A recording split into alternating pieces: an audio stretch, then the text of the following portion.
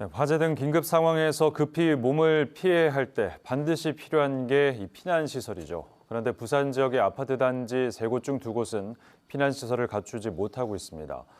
여기에 공동주택 3곳 중 1곳꼴로는 자동 소화 설비인 스프링클러도 없어 대책이 필요해 보입니다. 보도에 정민규 기자입니다.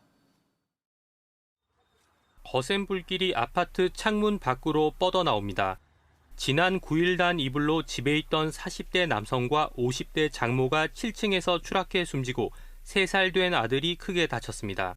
현관으로 탈출하지 못한 일가족이 발코니로 대피했다가 화를 입은 것으로 추정됩니다.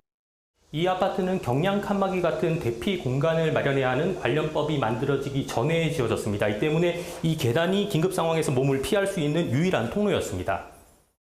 불길에 현관이 막히면 제대로 된 탈출로가 없어 주민들은 불안할 수밖에 없습니다.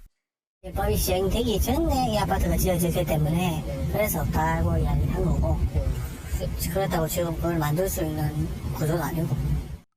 문제는 피난시설이나 자동 소화 설비가 없는 곳이 여전히 많다는 겁니다.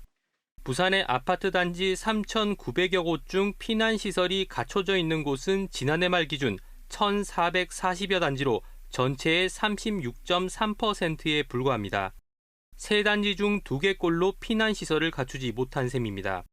공동주택 중 초기 진화에 필요한 스프링클러가 아예 없는 곳도 36.6%에 달합니다.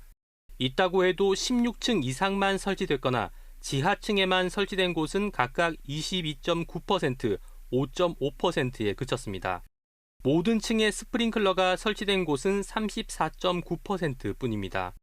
오래된 공동주택은 법률을 소급 적용하지 않아 설치 강제 규정이 없고 또 공사비가 많이 들어 주민 돈으로 시설 보강에 나서기조차 쉽지 않습니다. 적절하게 설치가 되어 있는가에 대한 판단, 그리고 그것으로 부족하다면은 전면부 발코니 부분에 만약에 설치가 안 돼 있다 하면은 이 전면부에도 피난을 할 수 있는 형태로서 완강계를 추가한다던가. 화재 위험에 노출된 아파트가 피난시설을 보강하도록 전문가들은 당국이 적절한 규정을 만들어 지원하는 방안을 검토해야 한다고 지적했습니다. KBS 뉴스 정민규입니다.